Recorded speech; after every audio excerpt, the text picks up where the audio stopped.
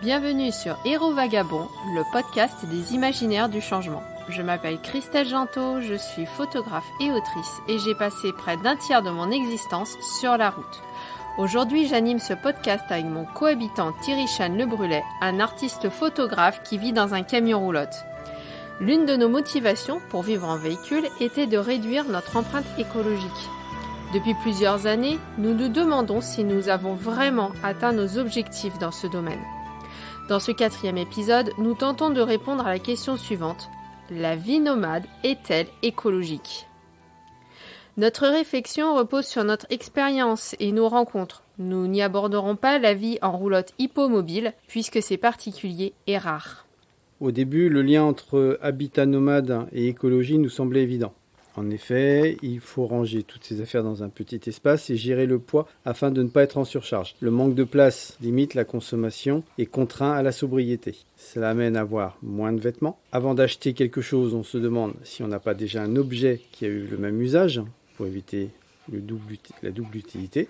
On peut aussi avoir une télé 12 volts, petite, voire même pas de télé du tout.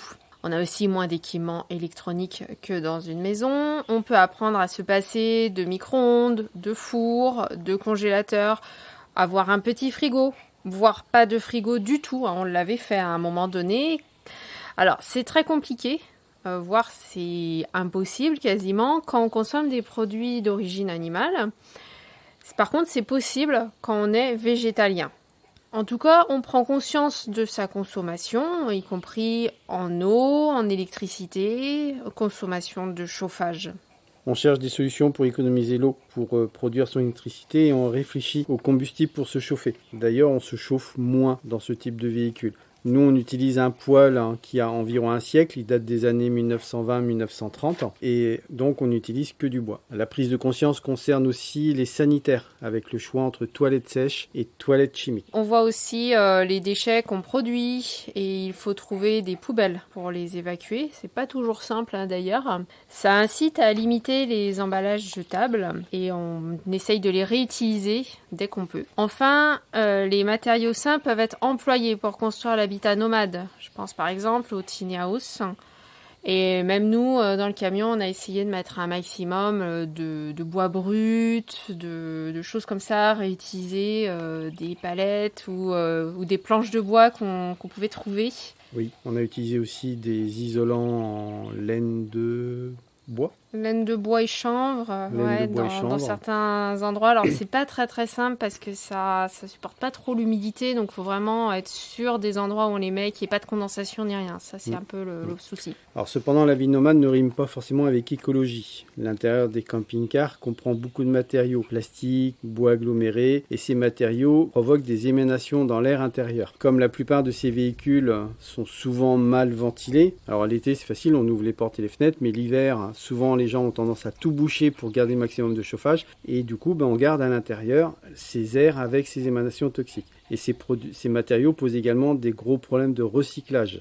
D'ailleurs, la recherche de matériaux légers pour éviter la surcharge incite, voire contraint, à utiliser des polystyrènes et autres contreplaqués qui sont polluants à fabriquer et à recycler. On les a utilisés à l'avant du véhicule, dans la partie chambre, qu'on a refait toute l'isolation. Et au niveau du sol, on n'a pas eu le choix, on a été obligé de mettre des plaques de polystyrène à cause du manque de place. Les contraintes de poids empêchent aussi d'avoir une inertie. La consommation de chauffage peut donc être assez élevée par rapport au mètre carré habitable. Par exemple, quand on était en camping-car, qu'on avait passé un hiver en Alsace, on consommait 2 bouteilles de gaz par semaine. Alors d'accord, ça nous faisait aussi l'eau chaude, ça faisait aussi tourner le frigo, mais c'était quand même beaucoup et on chauffait vraiment pas beaucoup. On était à 15-16 degrés et encore, quand on y était, c'était vraiment compliqué. Actuellement, donc, on se chauffe au bois. On utilise 3 stères de bois en moyenne par hiver, alors qu'on a 16 mètres carrés habitables. Donc, c'est vrai que c'est quand même pas mal.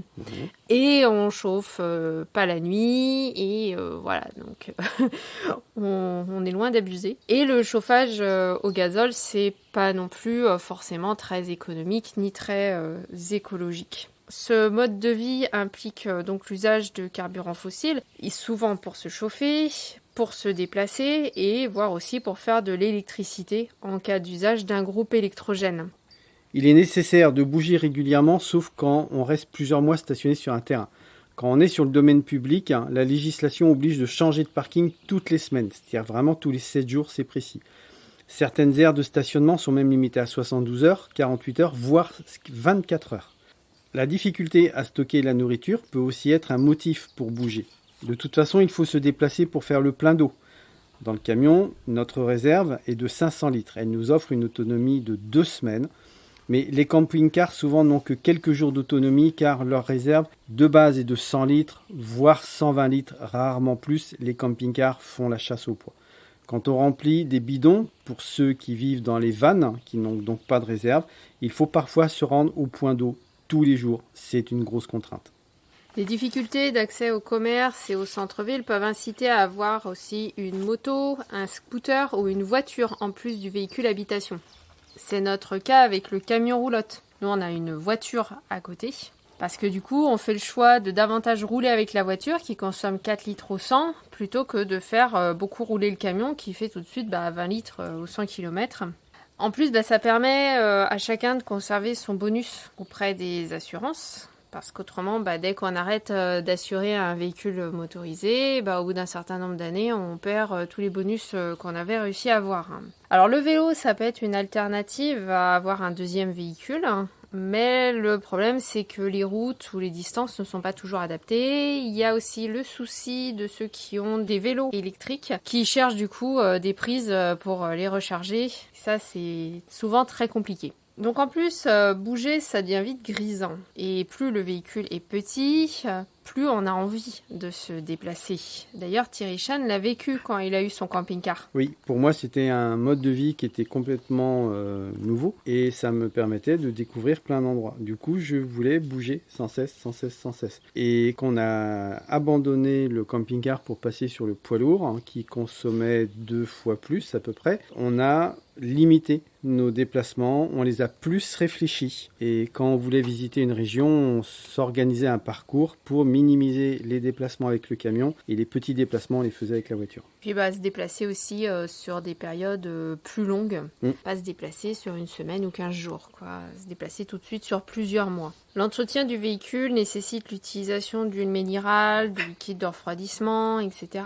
Et ça, c'est issu des fossiles, de la pétrochimie. Nous avons aussi constaté que l'emprise de la technologie est très importante en véhicule, entre les panneaux solaires, les régulateurs, les batteries.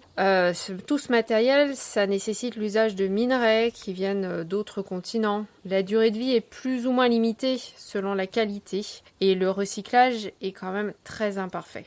Les camping-cars modernes, d'ailleurs, sont bardés de LED et de technologie. C'est complètement dingue, ça, on va pas se mentir.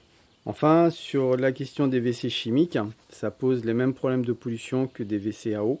L'utilisation de produits chimiques pour dissoudre les matières et le papier ne sont pas toujours biodégradables et neutres pour les environnements aquatiques. Alors il existe des produits qui sont biodégradables, mais ils sont vraiment minoritaires et difficiles à trouver. C'est pourquoi nous avons fait le choix de toilettes à séparation. Après une période cumulée de 10 ans en véhicule, mon avis est donc mitigé. Le lien entre vie nomade et écologie ne semble pas évident, même si elle a des atouts pour prendre conscience de notre propre consommation en eau, en énergie, en biens, en services. On a beaucoup réduit notre empreinte environnementale, qui est moins élevée que celle d'autres personnes, mais ce n'est pas forcément suffisant en termes de durabilité. Cela nous a conduit à nous demander jusqu'où on peut limiter notre impact sur la planète, alors que nous vivons dans une société dont l'économie est basée sur la consommation de la population. En plus, les équipements pour produire son électricité sont coûteux et cela exclut les personnes les plus pauvres. Nous avons d'ailleurs connu plusieurs personnes vivant dans des fourgons ou camping-cars qui cherchaient tous les jours les prises électriques sur la voie publique afin de pouvoir brancher leur chauffage. Plusieurs d'entre elles étaient des travailleurs saisonniers. On peut enfin s'interroger sur le véhicule nomade du futur et imaginer un véhicule hydrogène. Mais ce carburant n'est pas aussi vert qu'on le prétend. Le véhicule électrique pourrait être une alternative à ceux roulant au gazole. Si les batteries sont chargées par les panneaux solaires du toit, il y aura un conflit d'usage avec la consommation de la cellule. Et si les charges se font à des bornes publiques, ça pose la question de la production d'électricité au niveau national et des conflits d'usage avec les personnes sédentaires. L'effet rebond est aussi un risque quand on roule à l'électricité. C'est moins coûteux que de rouler au gazole. Cet effet rebond caractérise un effet pervers et paradoxal des progrès en matière d'efficacité énergétique. Du coup, les économies réalisées ne sont pas synonymes d'une moindre consommation, mais entraînent une augmentation des équipements concernés ou d'autres équipements. Par exemple, les LED consomment peu, donc on a tendance à en mettre partout. Cela peut provoquer une pollution lumineuse si elles sont placées en extérieur, annuler les économies d'énergie et poser des problèmes lors de leur fabrication ou de leur recyclage. Le risque avec un véhicule dont le coût au kilomètre est faible, c'est d'être tenté de partir plus loin et ou plus souvent, ou de prendre un second véhicule électrique, ce qui nécessite plus d'utilisation des ressources minières et énergétiques. Du coup, on en arrive quasiment au paradoxe de Jevons, où la demande totale d'énergie ou de ressources augmente avec l'utilisation des nouvelles techniques. Au début de notre aventure en véhicule, on croyait que l'écologie était à portée de main. Ça semblait assez simple et nous étions comme l'initié qui vient d'avoir une révélation. Puis, petit à petit, nous avons pris conscience de l'immensité de la tâche. Nous avons compris que la perfection était inatteignable. Pire, nous avons touché les limites de la vie en véhicule et les limites de l'écologie en France. Avec la mondialisation, on ne sait pas réellement où et comment sont fabriqués les produits que nous utilisons au quotidien. Les choix sont aussi extrêmement difficiles et limités, avec un budget réduit. Prendre conscience de tout cela pour consommer moins et remettre en cause le confort excessif de notre société, c'est déjà beaucoup. Mais pour aller plus loin, il faut sans doute se sédentariser, tout en choisissant un lieu où les commerces et services sont accessibles en vélo. Pas facile dans un pays modelé par et pour la voiture. L'inconvénient de se sédentariser, ne serait-ce qu'une partie de l'année, se traduit par une perte de liberté de mouvement. Mercredi prochain, nous parlerons de la promiscuité quand on vit à plusieurs dans un habitat nomade, ce qui est notre cas vu qu'on est cohabitants. Nous vous remercions pour votre écoute. Si vous avez aimé cet épisode, n'hésitez pas à le couvrir d'étoiles, à laisser un commentaire et à le partager autour de vous. Vous pouvez me retrouver sur Instagram @CrystalGento. Passez une bonne journée ou une bonne soirée. Prenez soin de vous et à mercredi prochain.